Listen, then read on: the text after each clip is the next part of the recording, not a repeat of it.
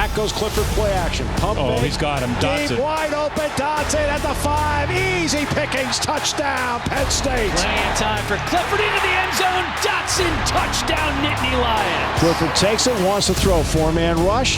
Steps up, delivers down the field. Dotson, 35, 40. Dotson to the 50. Dotson gets a block, 35. Dotson, 20, 15, 10, 5. Touchdown, Penn State. On this episode of the Unrivaled podcast, we visit with Penn State letterman and former single-game receiving yards record holder Deon Butler. Deon, Jahan Dotson finally caught you a record of the most receiving yards in a single game at Penn State. You held it at 216. Dotson just threw up 242 against Maryland. Talk to me. What did you do when he broke that record? No, I mean, it was one thing. It was an amazing performance to watch. You know, very proud of him, very happy. Just watching as the game was going on and as he got closer to that number, you just had a feeling like he was just in a zone.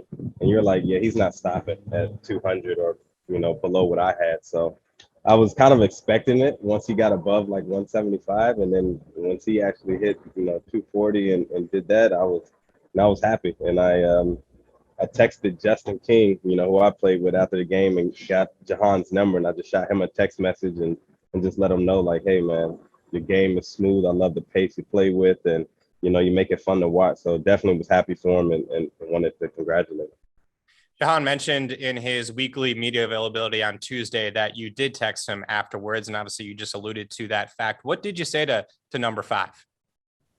Yeah, I was just saying, man, hey, you make it fun to watch. Obviously – it's a little bit special when you're a former wide receiver yourself and you remember those days of playing at Penn State. So you look at the game, from a wide receiver standpoint, and just the amount of footwork, the patience, the hands, just the overall game that you see with him. I just wanted to let him know, like, just in a couple words, like, hey, you make it fun to watch, proud of you, and just keep doing your thing.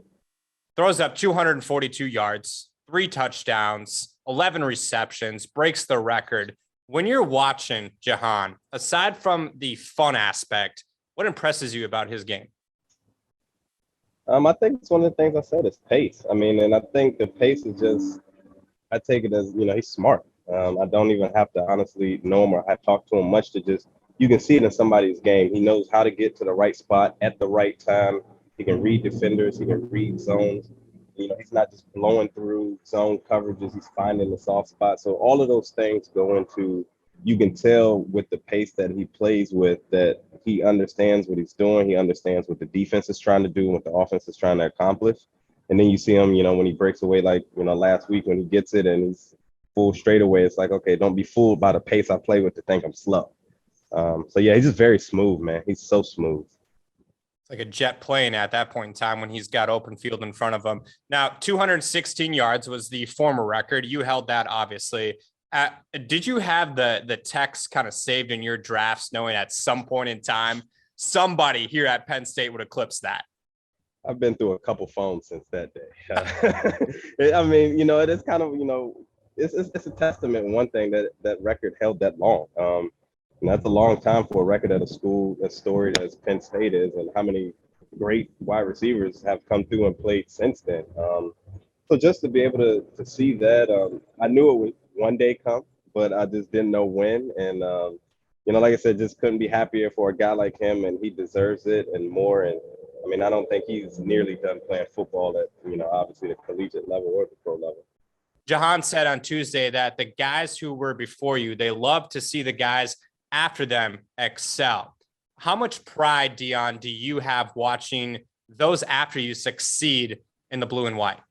Gosh, we have a group text message with Jordan Norwood and myself and just a couple other guys. But I mean, every week we're just out there and it's funny because I think about when we were playing, there were guys doing that. We were causing them heartache, and as I'm watching the games, we're in there like, do this or do that, or I love this kid is amazing. So it's just an amazing feeling because you just, like I said, you think about it and you realize when you were at that point in time, a college athlete, and what they're going through in that big game day atmosphere. And I mean, it's an amazing feeling just to be on the outside watching it. And I mean, it's crazy because I feel just as invested almost as when I was playing. So you still have a text chain with obviously several of your former teammates, and you watch it, sounds like pretty much on any given Saturday that you possibly can. What does that say about the brotherhood of Penn State football and what it does not only for the current athletes in this program, but after the fact as well? Oh, unmatched. And, I'm in the Atlanta area, so I'm in SEC country where, they just shout about every SEC school left and right. But you just see our school, and it's funny because people will come with me or they'll see me at like our Penn State alumni bar and the other thing. And they're like, wow, y'all have an alumni bar. I'm like, we're everywhere. Don't ever forget that. Like we're any and every city, man. Penn State, just like you said, that brotherhood of just a lot of the players that I played with, some of the guys after me that I watched. Stephon Morris is out here. Stephen Obeng, safety, Rodney Kinlaw, running back. But all of us, we just meet up at the spots out here. Jack Crawford was out here at the alumni bar. I hadn't seen him in a while, but it was just like you see all those guys and we still have that same feeling. We come together and we're just as invested in the game. And it just means a lot for like, hey, once you're there. And when you graduate, you're still there as far as, in your heart and spirit. That blue and white runs deep in the veins for every former player here at Penn State. Now, I got to ask you, when you do go to the Penn State bars on a Saturday afternoon or Saturday evening and you watch Penn State take on their opponent, what are some of those moments like now being on the other side of it? It's good. I mean, it's, I feel like I get into that Monday morning quarterback type of deal, but I'm watching the game live and I'm like, oh man, we should have ran this, or he's got to sit down in the zone there. So, just those things as you watch it from a football perspective and not just kind of like a fan since you've been there. But it's exciting. I mean, it's really exciting. Like I said, you just really feel in tune as one. Plays are happening. They've got the volume sky high in there, trying to recreate a mini stadium. So you're just in there chanting and you just get into it. And it's an amazing feeling. And like I said, it's amazing to even think back to when I was playing, there were guys doing that and the fans doing that all across, the country watching us and, just that Penn State brotherhood and that camaraderie that we have. So now that I'm on the other side of it, I still love it. So you've got the mini stadium atmosphere at the Penn State Alumni Bar in Atlanta. When you think back to walking out of that tunnel into a sea of white for a Penn State whiteout to really any given game, for example, in front of 107,000 people, how much do you miss that feeling? Oh my gosh, yeah, I'm ready to pull a hamstring right now. Like you just put me in the tunnel and I'm just gonna go like I never stopped. But that feeling is unmatched, man. No, and people don't understand it unless you've been there. Even other rival schools, if you haven't played, and like I said, down here in SEC country, they talk about their stadiums out here, and I'm like, trust me, I'm not going to take anything away from y'all stadium, but you haven't been to Penn State. And there will be some people that have went there, and they're like, oh yeah, that's different, and they're able to speak on it. But never have I went anywhere and someone's like, oh yeah, I went to a Penn State game, and it was just like, yeah, like everybody's impressed, and it's not only the stadium, but it's that atmosphere, the students, the longtime fans, and they make Beaver Stadium what it is, So. Coach Franklin talks about how it's not just a 1 or 2 year decision to come to a place like Penn State. It's a 4-year decision, both on the football side of things and the academic side as well. How did you see that play a crucial role in your life? Oh my gosh, so many things. We don't have enough time on this podcast, but just the, learning responsibility, learning time management, learning to work with an array of different people and characteristics and different characters. Obviously, all your teammates, and then balancing that, obviously, with schoolwork while, playing at the highest collegiate level of football.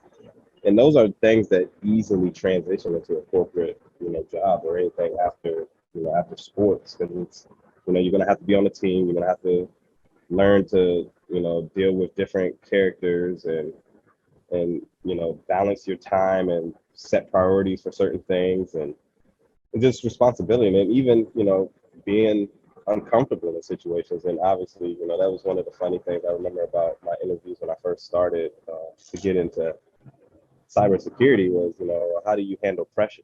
I'm like, oh, wow. Well, you know what? I've been through a couple fourth and ones with 111,000 people and even more watching on TV. I think I do all right. But, certain things like that you're just able to transition into that world. And Penn State set me up for all of that. And so glad I went there and even, happier that I then turned around and did my master's in cybersecurity online from there while I was finishing my NFL career. Listen, if you can handle the pressure of a fourth down situation with 110,000 plus fans screaming, no matter if you're at home or on the road, pretty sure you can handle any situation in the real corporate world as well. But you mentioned cybersecurity. You got your undergraduate degree from Penn State. You finished up your master's degree while you were in the league and earned that from Penn State. What are you doing now? So now I'm in network security engineering. So I'm an engineer working on projects. Basically, layman's terms, I work with Cox Communications, so we're a cable provider. And basically, people, companies, they want to, hey, we want to stand up a server here and we want to reach over there. So how do I get from point A to B? And I'm doing that network project diagram of, okay, you're going to need these ports, you're going to need IPs in this range. This is not allowed per zone, firewall rules. So I'm doing that connectivity, basically A to B, just kind of keeping our network secure. And we're definitely right now very busy just because a lot of people obviously being remote, a lot more streaming. We have a lot of hotels under our umbrella. So we provide services to them and a lot more streaming at those hotels. So just a lot of good stuff happening in the IT cybersecurity world, and Penn State set me up so perfectly for that in that experience. Well, certainly a lot of pressure in that field as well with all the new Zoom calls and everybody being remote, as you just mentioned. So definitely appreciate everything that you've done for those around the Atlanta area and beyond the course of the past year or so. But as we finish up and close out this edition of the Unrivaled podcast, your biggest piece of advice for Jahan Dotson, who's coming off that career-setting game. You've been in that position after breaking a record, 216 yards. He's going to go out this week and try to obviously do the exact same thing if he can. What's your biggest piece of advice for number 5? I mean, I feel like a lot of people, tell them be humble and this and that. My biggest advice would be ride the wave. I mean, that confidence, any athlete knows, like when you get that feeling in that zone of confidence, you walk a little different, you carry yourself a little different, you're still the same person, still a great teammate, but like, hey, ride that wave and go into this next week and just know like, hey, like I'm going to come out here and I'm going to make some plays to help this offense. That's Deon Butler, a Penn State letterman, former single game receiving yards record holder, passed by Jahan Dotson. Deon, you want to give him a little secret access and let him know you're going to be here this weekend? I will be up there this weekend, man. I'm so excited. It's been a while since I've been back. So, I'm coming up there to see good old Penn State. It's been a while since I've been to the stadium. So I'm loving it and can't wait to get to the game. I might try to have to put up 250 myself, get the record back. We'll see if that can happen. Deon, appreciate your time.